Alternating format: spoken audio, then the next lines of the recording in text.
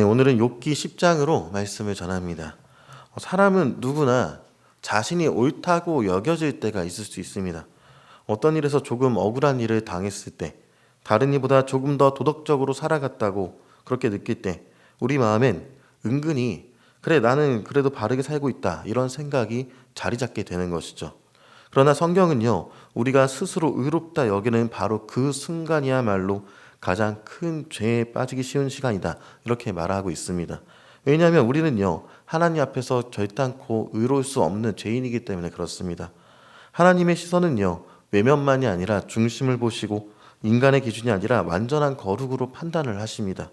그렇게 우리가 해야 할 일은요, 스스로의 의를 주장하는 것이 아니라 오히려 자신의 연약함을 고백하고 하나님의 긍휼을 구하는 삶이 우리에게 있어야 한다라는 것이죠.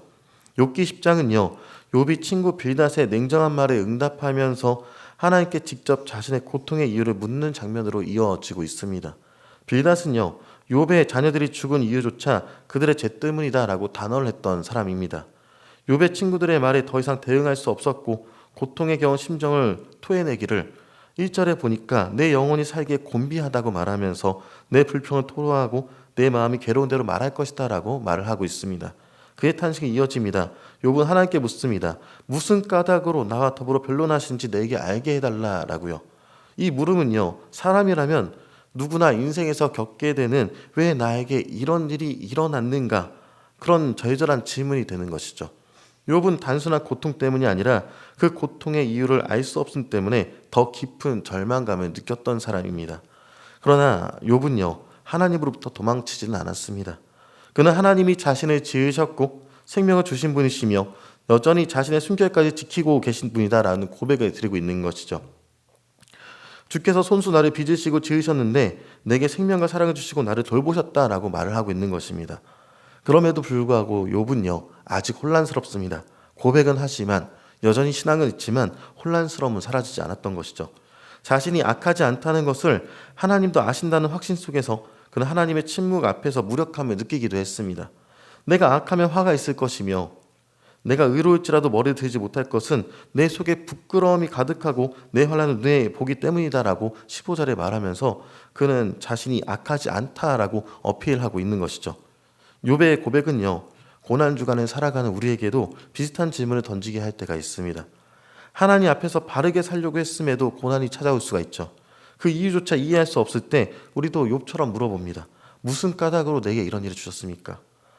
욥은요, 스스로의 말 속에 점점 자기 의가 부각되기 시작합니다. 욥기 10장은요, 그가 마치 재판장에서 하나님을 상대로 자신의 무죄를 변론하듯 말하는 장면이 이루어지는 것이죠. 3절에 보니까요, 주께서 주의 손으로 지으신 것을 학대하시며 악인에게 빛을 비추시기를 선히 여기시겠습니까? 라고 물어보고 있는 것입니다. 이 말 속에는요, 욥이 너무나도 고통스럽다라고 그 절절한 내용이 담겨 있지만 동시에 이렇게 말하는 순간 하나님이 불의하신 것은 아닌가라는 그런 뉘앙스까지 보고 있는 것이죠.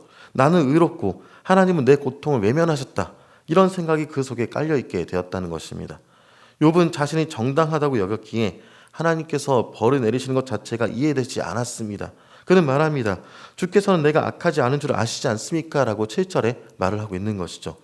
그러나 이 말은요, 하나님 앞에서 겸손하게 엎드려 드리는 고백은 아니었습니다. 오히려 스스로를 높이는 말이 되는 것이죠. 욥의 입술에서 흘러나오는 이 고백은요, 나는 의롭고 하나님은 설명이 필요하다라는 그런 주장입니다. 그러나 성경은 분명히 말합니다. 로마서 3장 23절에는 모든 사람이 죄를 범하였음에 하나님의 영광에 이르지 못하더니라고 기록하고 있습니다. 욥조차도 그 의로움이 하나님 앞에서 완전하지 않음을 기억해야 했던 것이죠. 욥의 모습이 어쩌면 우리 자신의 모습일 수도 있습니다. 억울하다고 느낄 때, 오히려 자기 의로움에 취해서 하나님을 판단하려 들 때 우리는 죄를 짓고 있는 것이다 라는 것이죠. 우리는요, 욥의 고백 속에 우리 자신의 그림자가 있다는 것을 봐야 할 것입니다. 우리는 스스로 의롭다고 말할 자격이 없는 죄인들입니다. 우리가 조금 더 나은 삶을 살았다고 해서 하나님 앞에선 우리의 심령이 깨끗하다라고 말할 수는 없다라는 것이죠. 그러나 복음은요, 바로 여기에 있습니다. 우리가 의롭지 못할 때 예수님께서 우리를 대신하여 의로우심을 입혀주셨다라는 것이죠. 우리가 자기 의는 하나님 앞에서 더러운 누더기 같지만 예수님의 보혈은 완전한 의의 옷을 우리에게 덧입혀 주셨다는 것입니다. 로마서 8장 2절은요. 그러므로 이제 그리스도 예수 안에 있는 자에게는 결코 정죄함이 없나니라고 기록합니다. 우리는 매 순간 자기 의가 올라올 때마다 예수님의 십자가 앞에 나아갈 수 있어야 한다는 것이죠. 십자가 앞에 무릎을 꿇는 사람만이 하나님의 공의를 깨달을 수가 있습니다. 참된 겸손을 배울 수가 있다는 것입니다. 욥처럼 억울한 상황 속에서도 자기 의를 주장하지 않고 예수님의 의만을 붙드는 자가 복된 사람이 되는 것입니다. 이제 우리는요, 욥이 애타게 찾았던 그 해답을 십자가에서 볼 수 있을 것입니다. 이사야 53장 5절에는요. 그가 찔림은 우리의 허물 때문이며 그가 상함은 우리의 죄악 때문이라 라고 기록하고 있는 내용이 있습니다. 예수님의 십자가는요. 고난의 이유가 연약한 우리를 위해서라는 것을 알려주고 있다는 것이죠. 예수님은 죄가 없으셨지만 인류를 위해 대속의 길에서 가장 깊은 고통을 받으셨습니다. 고난 중에 살아가는 우리는요. 이 십자가 앞에서 한 번 더 묵상해야 될 것은요. 단지 왜 이런 일이 일어났는가에 머무는 것이 아니라 이 고난을 통해 하나님은 내게 무엇을 주시려 하시는가, 그것을 묻는 시간으로 나아갈 수 있어야 한다는 것입니다. 그리고 욥처럼 이해할 수 없을지라도 어쩌면 연약한 모습을 보일 때도 있지만 그럼에도 불구하고 끝까지 하나님 앞에 머무르면서 하나님의 손에서 벗어날 수 없는 존재임을 인정하고요. 그 손이 결국은 생명을 지키시는 손임을 믿는 그런 믿음으로 하루하루를 걸어갈 수 있어야 하는 것입니다. 이를 기억하시면서 믿음으로 오늘을 걸어가시는 저 여러분 되시기를 주님의 이름으로 축원합니다.